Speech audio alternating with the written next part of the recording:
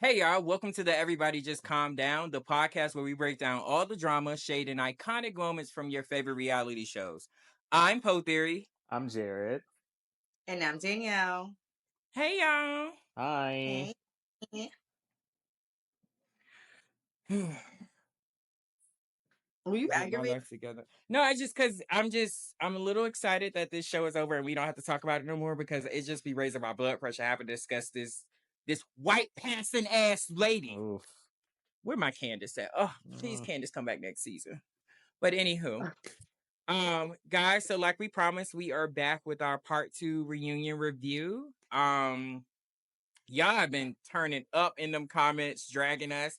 Apparently, my bad for appropriating the nail in the coffin. That is not from the USA. That is a British colloquialism. So not only is she British, she still got it wrong anyway. But it's not American apparently. Oh, okay. You got it. I can't remember the commenter's name, but drag me, Monique. Indeed. She did drag me. Did you specifically say that it was American? I said something like, "Girl, you came over here from da da da da da. Oh. You got to get our American colloquialisms." Oh. And to be fair, I did not fact check that commenter. I just believed her. Check your fucking facts. Right. Right. Fish and chips ate you up. She did. Fish and chips definitely did. Okay, so we open up the reunion, and it is basically like a continuation, kind of like a finisher of the Jessel and Brynn situation. And then we segue into the lovely conversation that happened on the last night of the Hamptons. It was Brynn, Aaron, and Uba. And apparently the conversation is about being an angry Black woman. Right. I will say that I was actually disappointed by everyone in this conversation except for Aaron. I was thinking about it cracked me up when the fan wrote in. It was like even Aaron, and Aaron was like even Aaron. Right. But I think Aaron thought it was shade, but it wasn't shade towards Aaron's personality or how Aaron is. It was basically saying, and Aaron being the white woman in the group is the one that checked her. That is what the commenter was saying. Yeah. And I think on the face of it, she thought like, oh, even Aaron, like, when really it's like, no, because even in the show, I was like, damn, Aaron, okay. Because when Aaron clocked it throughout on the season, I was like, well, maybe I will, gold star for Aaron. I'm appreciate gold star, and she's wearing a gold dress. Right. But yeah, thoughts? I just can't believe. I mean, okay, so I know last episode when we talked about this, we talked about forgiveness, and I mentioned I'm a forgiving person, which I stand by. But Uba's level of forgiveness during this part and later on just really kind of gagged me. I think what gags me about it is the way she pops off in the moment about these things, but then for her to be turned around and doubles down. Yeah, and she doubles down. Then she turns around and is empathetic and just, I don't know. It just kind of, it was like a ping pong, and it kind of threw me off. Yeah. My other part about this angry Black woman conversation,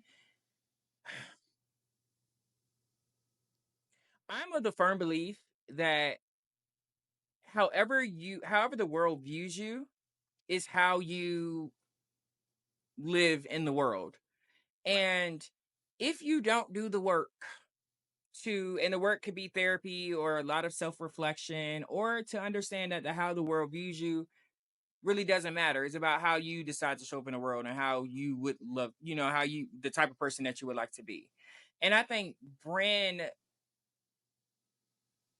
took that, showing up as a white woman, and that's how it ran with it. I think it's all complete projection. When she says, essentially, don't be the angry Black woman because you got that lovely white man in Connecticut. What I hear is, you are lucky to have that white man with your dark skin, and the last thing that you need to do is be angry. Yeah. Be careful. Be careful. And that is one, it's nothing but projection because she was raised by her white side of the family, and she just so happens to be white passing. she has probably heard such horrible things about Black people from her family, and probably has internalized a lot of those things. And on the other side, when it comes to Uba, this was a time that I felt like Uba could have really did a big one for who she represents on that show. Yeah. And for her to go the superficial right of like, I'm hot, like my life is great. I get everything for free. Yeah, like sis, I need you to understand that yes, you are a dark-skinned woman, and that comes with a myriad of burdens. But you also have an amazing privilege of being so beautiful, being a model, also not being African American. That takes away the words right out of my mouth, So there's a lot of privilege there, and I think we try to find representation in any way that we can get it. And on that show, you are the closest piece of representation for someone like Danielle on that show. Yeah. And she dropped the ball when she could have said, listen, big time. Like she could have said something along the lines of, listen, I am a beautiful Black woman. And at the end of the day, he should be thankful to be with a Black queen like me or something like that. Why do you continue to put him on the pedestal like he's a prize, as if the way I show up in the world is not? There was just a myriad of ways she could have done that. And it's just, she dropped the ball for me there. Do you think now riddle me this. Now, do you think that just because of what you just said, do you think that she even knew how to eat up properly? Now that we're looking back? Well, that do we think that she truly knew? Can we truly say, out of all of the housewives, if we would have put her up against any of the housewives in Atlanta, they would have never let that slide? Put Brynn up against anyone, from Atlanta, of the Atlanta housewives. But I think that is kind of piggybacking on her not being African American, and I think that is why you will see a lot of people, like a lot of white men or whomever they'll date Black, but they'll date someone Black that is not from here because they don't have the historical baggage of this country. So like you said, she may not even have the words or the experience to speak in that way, because like she said, I've had an amazing experience being Black, so it was super tone deaf, and you can tell she's just tone deaf in general, even with the whole Puerto Rico situation and how she handled that, and all her comments about that. Like, it definitely, she has some work to do. And I think, to your point, was it bicep day? I'm sorry, is it bicep day today in the gym? It was actually. It was. I see that. I was looking like, why is that arm shivering? Okay, girl. Thanks. Go ahead. I'm sorry. Yes, this is why I get everything for free too. But yeah, I mean, you could definitely, to your point, like the lack of experience, as an African American, and just the fact that she has been lucky. She is an attractive Black woman. She has lived a certain life that a lot of Black women don't get to live. And it has definitely affected her point of view and her outlook, because I can imagine, especially she's from Somalia, right? You're from a certain country where it's not necessarily people's first vacation destination, but you're in Puerto Rico shitting on this whole country about some water. Yeah, it's crazy. Yeah. Girl. But isn't that sometimes, because I have to catch myself, isn't that I don't know the word that I want to use, but it's you're not saying this, but Raquel said this, and it kind of like, I had a little weird little thing because Raquel said something like, I mean, and you're an immigrant, so immigrants can't have standards. Yeah. Do you get what I'm saying? It's like, how dare you, because you're from here and you're shitting on this, like, well, that's not my existence now, and I'm able to want better and more for myself. Do you get what I'm saying? Yeah. No, that was a slight little dig to your country, because Sai also said it. Sai was like, I mean, well, you wouldn't want me to go to Somalia and be like, oh, I don't want to walk on dirt or something like that. So so that was a slight dig, because when people portray Africa, they don't portray Seychelles. I'm curious the response if it were Aaron. I'm curious the response if it was someone like Aaron or Rebecca having that conversation. What would their response be to that, instead of bringing up the fact that Uba is from a country in Africa? You can I think they like would just. you should be used to this. You shouldn't have high standards. That's like what I hear when I heard them say that. But that's what they were saying. Essentially, you're from Africa, girl. Like, are you? Yeah, you're scared. You're scared of a. You're for the wrong side of the tracks. Like exactly. That's the and vibe if it were getting. Aaron, you have to think about it. If it were Aaron, they would have just played on her being white. Yeah, you have white privilege. That's the easiest thing you can say. Fair, yeah, that's fair. Brynn's response to the whole thing when she says, "No, I was telling you I don't want you to let my dumb like cause you to lose your." Okay, let me help you out, Brynn. How about you just don't do dumb? Don't let my dumb cause you to lose your man by how you respond to me. How about you just don't do dumb to me? Exactly. I'm so tired of that lady. Me too.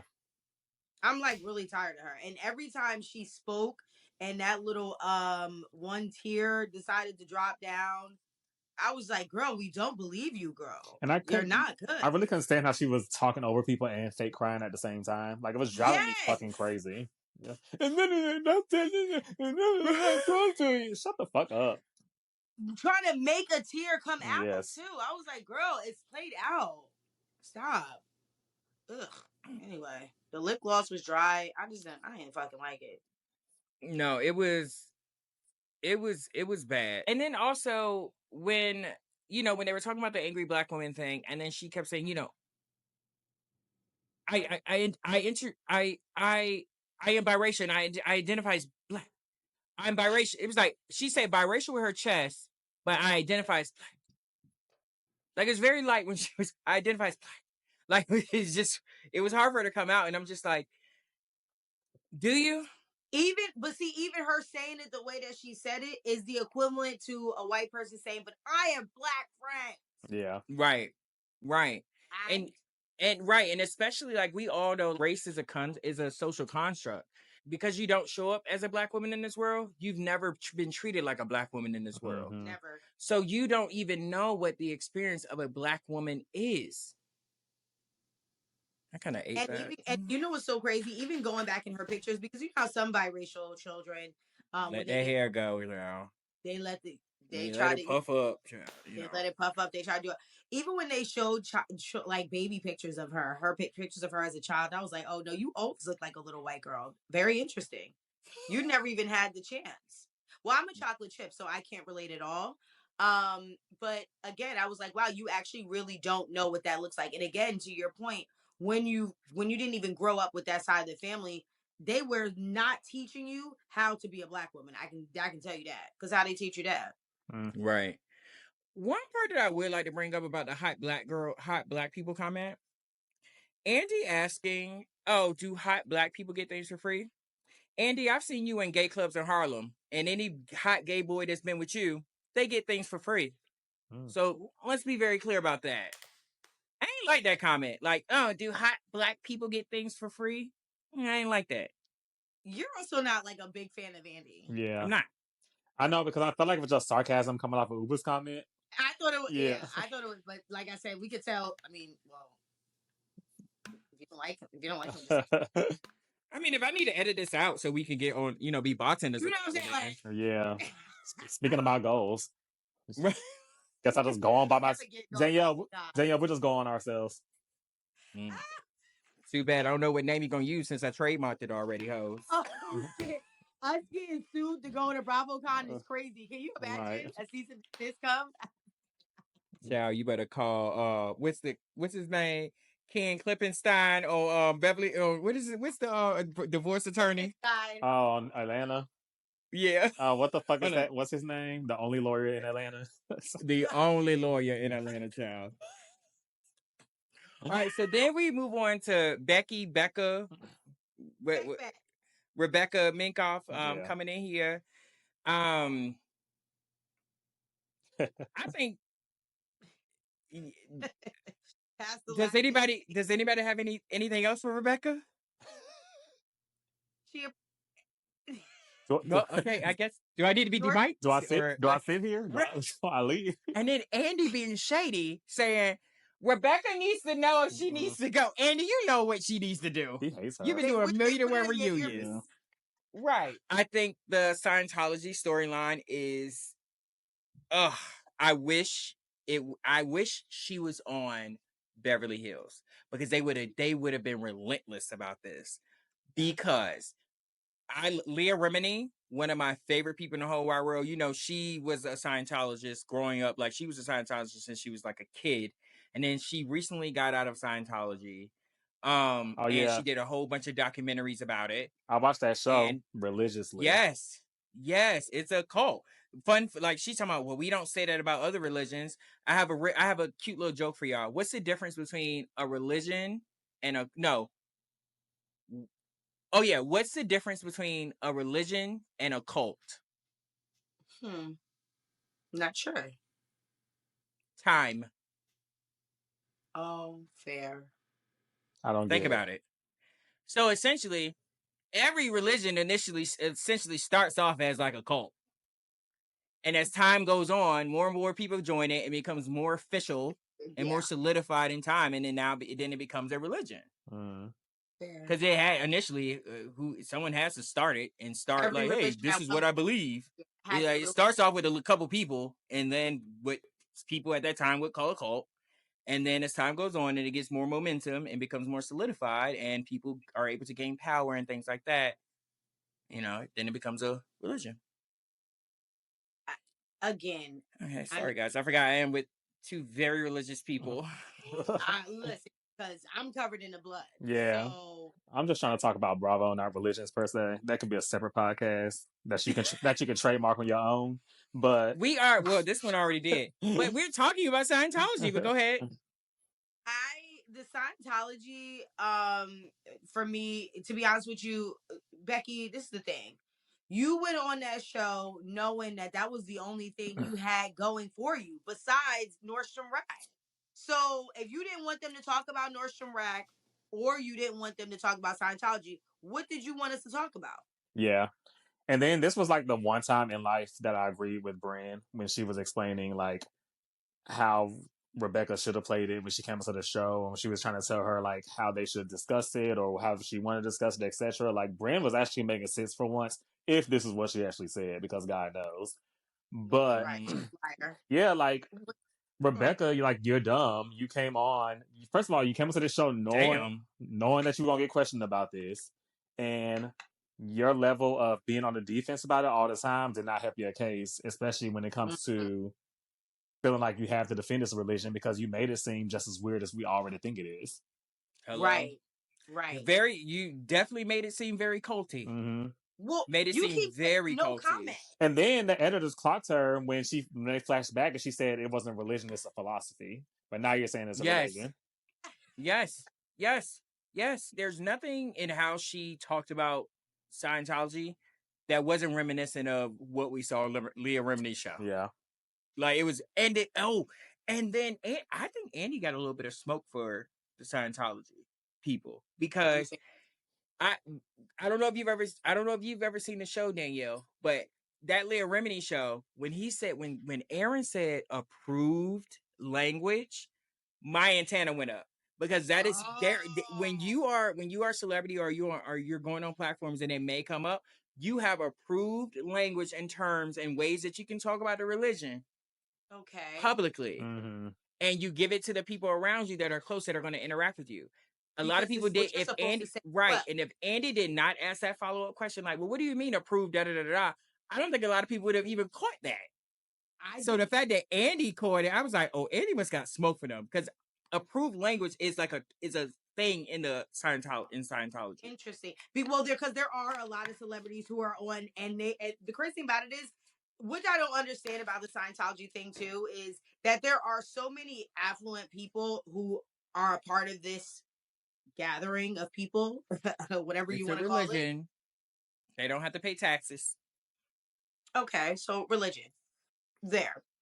The people who are a part, they have the platform, right? But then you're using, why don't you just let us talk, or why don't you explain to us what it is so we don't make up our own shit? That's what I don't understand. Exactly. Why don't that's such a good point.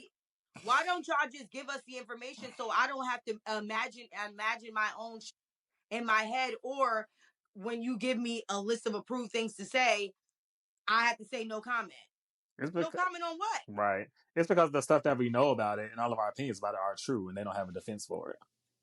Right. Exactly. So just give us a little tidbit. Nothing to say. Yeah. No, you ate that up, Miss Mamas. But it don't matter. She leaving anyway. Bye, girl. Yes, thank God. The little part that I did want to bring up when we were about to lead into the final part, you know, the big Shamil Shamazel, is when they were talking about when they were in Puerto Rico and they were talking about Jessel and they were all together, and then basically Aaron tried to say that she wasn't a part of it. Andy calling her out like that was so shady. He was like, "Do you want to change that now?" Or and she said, "Yeah, I was there. I was a member." He said, "A member?" Like, he just kept like, "Girl, you gonna say the truth or no?" Like, come on. And then she had to apologize. And I love how Uba kind of held her accountable right there. It was like, that's not really worth anything, what you just said. Like, I love that she held her accountable there. And then of course Aaron did like the victim thing. Like, I'm like, what's going on? Like, I mean, because I could say a whole bunch of things about you. It's like, yeah, but it's about you right now, ma'am. Mm-hmm. This is what it's about. And so then we move on to the part that made me say, don't bring none of them hoes back, except for Sai. Because at this point, Sai's the only one that kept the energy that needed to be kept. So of course we go into the Uber and Brynn. Did she know? Did she not know? And then all of our question is, how does it relate? But anywho, your thoughts. I thought the cast was fine. I kind of appreciated. To me, they kept that foot on her neck because I feel like she kept trying to cry, trying to do her thing, blah blah blah. And even though some of them did feel bad, which I don't agree with, they still wouldn't let her. They still kept telling her like, "No, bitch, this was wrong. Like, no, girl, you were wrong. There's not." When she tried to turn around and lie about what she said in the room, when she said, "Oh," to her point, and they was all like, "No, you didn't say that," or what did she say to her point? No, to her defense. To her defense. And everyone was like, "No, that's not what you said. You didn't say that." Like, they were all. I think for me, the fact that they were all on one accord about everything that she lied about and that they stayed on it, I was satisfied with. Because she kept trying to change the narrative, trying to change the story, trying to change the verbiage, and they would not let her get away with any of it. That's fair. I honestly, all of that went out the window for me. And as you said, Aaron, in the beginning, the only person who deserves any grace is Sai. I was Sai when I was watching it. If I was anybody on that couch, I would have been shocked. Yeah. Like, because Uba, how dare you double down and hug this girl? That was crazy. She could have destroyed you. Professionally, she could have destroyed you, which then would have then in turn to you physically actually being destroyed and mentally being destroyed. And what really pissed me off about it was I thought Uba had wrapped it up real well when she gave that whole spiel and she said, "We're not going to go back to where we were. We're going back to when I never fucking knew you." I thought we were going to end there. Then I thought we ended. Right, so she stood on business, which I thought she stood on business. But again, that's the portion where I think she may not know what a real good reading is, or when you really eat somebody up. This wasn't what you were not supposed to double down and circle back on that. Yeah. And then you hugging her, letting this girl actually cry, and you actually crying with her. No, that girl is dangerous, and she's probably one of the most dangerous humans you can come across. She's no better than a girl alleging that someone did something to her and it didn't happen. She almost destroyed you, and you're her so-called friend. She might be that girl. Hello?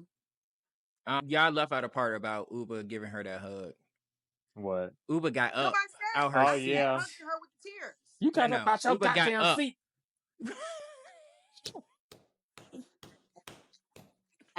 No, Nene, no. No, but she got up, dog. She got up out her seat. That was wild. Sat down, walked over, and gave her a hug. And said she smelled good. Like, dog, come on. You cannot. Go ahead, Jared. Sorry. No, go ahead. No, I was going to say, you cannot, like, for me, like I was saying about forgiveness last week, you got to know someone's heart to do that to you.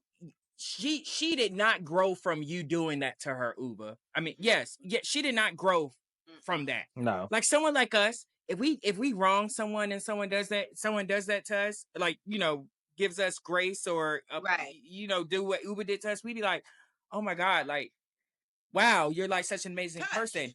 Brynn didn't take that. I'm sorry, Brynn did not take that like that. Brynn is a narcissist. Yeah. And I know it's an overused term, but she's very much so a narcissist, just so a narcissist and an arsonist too, god damn it. But she's very much so a narcissist because you can tell, and this kind of goes into Sai's experience growing with her mother. I think that's the reason why Sai's treating Brynn, why she's not giving her any leeway. She sees some traits like, no, you're not well.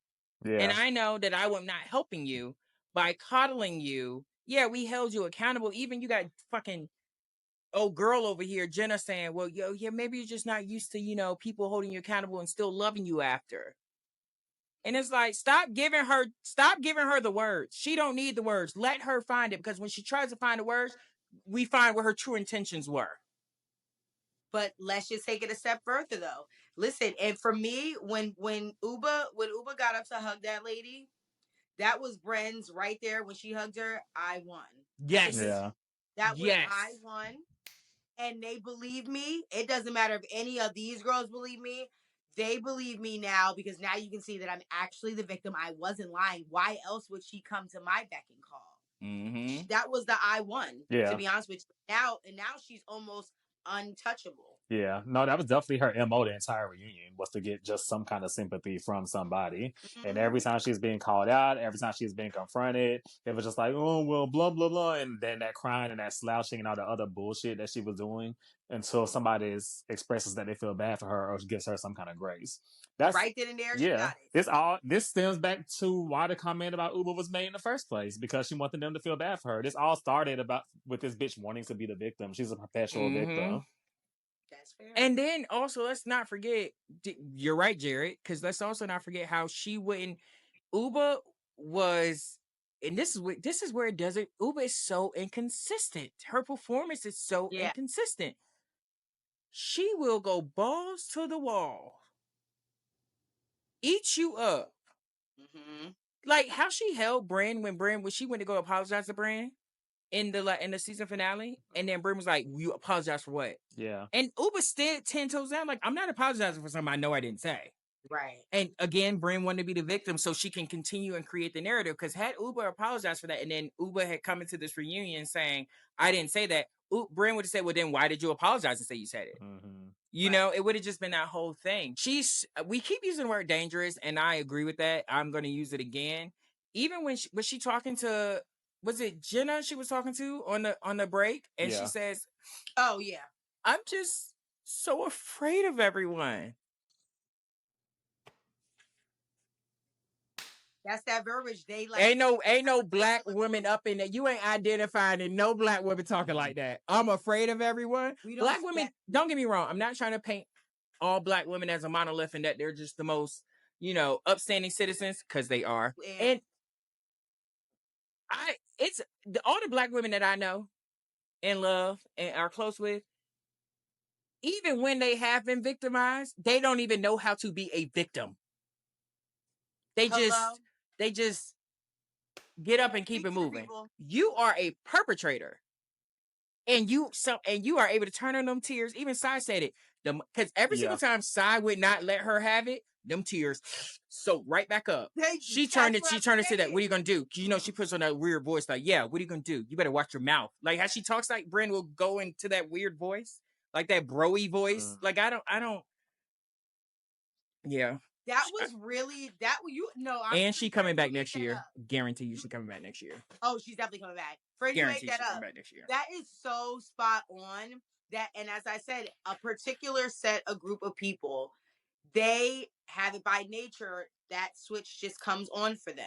Mm-hmm. Unfortunately, as a black woman in America currently, if I wanted to break down and cry, I couldn't do it. My heart wouldn't even allow me to even feel victim. Did y'all see my comment? Did you see the comment? Well, the comment we posted on the Bravo TV post that they put. I think I sent it to you guys, if I'm not mistaken. I'm gonna put it in the episode. but we're getting quite a few likes from it. And let me tell you why. Let me tell you what the post says from Bravo TV. And it kind of just goes to show what we talk about on this show when it comes to Brynn and how I know, Jared, you challenged this, but I kind of still believe it. You said that you feel like the production was holding Brynn accountable. About producing? Yeah. But it says it's the breakdown when everyone's gone and it's just Uba and them on the set. This is the caption. When Uba says, it's just gonna take time and all that. This is the caption of Bravo TV. An unfiltered look at Brynn's emotional apology. My comment under EJCD podcast was, this is such an interesting caption choice for this post. Why not focus on the grace that the actual victim displayed here?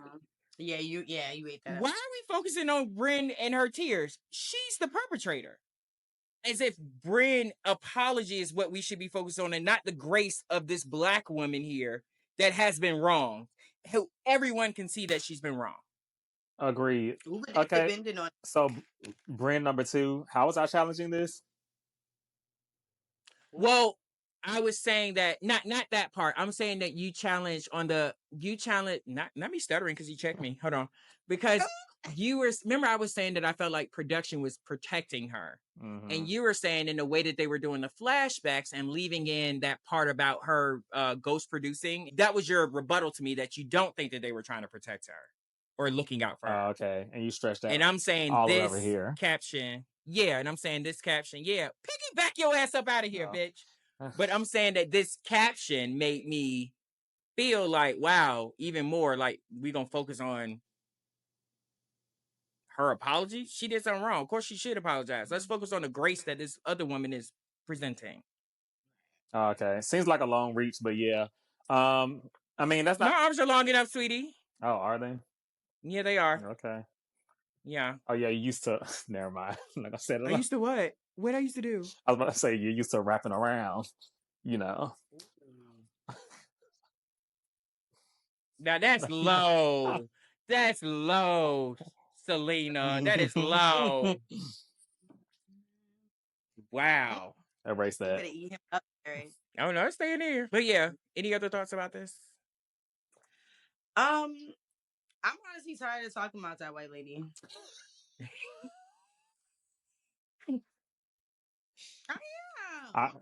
I concur, and I genuinely, truly hope that she's not coming back. And mind you, I'm never the she needs to be fired girl when it comes to housewives. I'm not one of those people. I do not like those people because I do understand when somebody is good for the show, whether I like them or not. But this lady needs to go.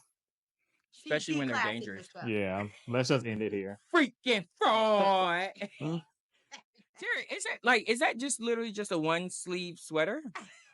Like, because I was just confused. I'm looking at it, I'm like, wait, what's going on? It is, yeah, it's a one sleeve situation. Like, intentionally? Yeah, it was made like this. Oh, okay. And what's under it? Nothing. Oh, that's onesie? It's like, all that's one. all one? Yeah, it's all one. Oh, that's cute. Yeah, thank you. Okay, girl. I just got on a sweatshirt and my billionaire boys hat. Lovely. But, all right, guys. So we've never done this for this show, but we will do it because this is just a theme that we do in every episode. And basically, we just need to know who needs to calm the F down. Everybody just calm down. Girl, just calm down. All right, so for me, we already know who I'm going to say, and that's going to have to be Uba. I'm joking. It's Brynn. It's Brynn. Brynn needs to calm down for me. She's declassing the show. Freaking fraud. She need to go ahead and go to fertilizing, baby. She needs to go down to the sperm bank with a $15 box of pizza. Instead of spending her Saturdays. Yes. Yeah. Yeah. I'm gonna say Uba. Brynn is a awful human being, but at least she's consistent. Uba, with her back and forth, is just too much for me. Okay. Fair. Honestly, I'm gonna actually have to say, Brynn, you just have to calm down. I'm sorry, sweetie. You did a lot.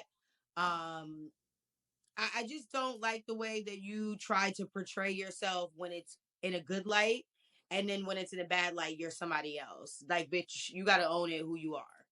Yeah.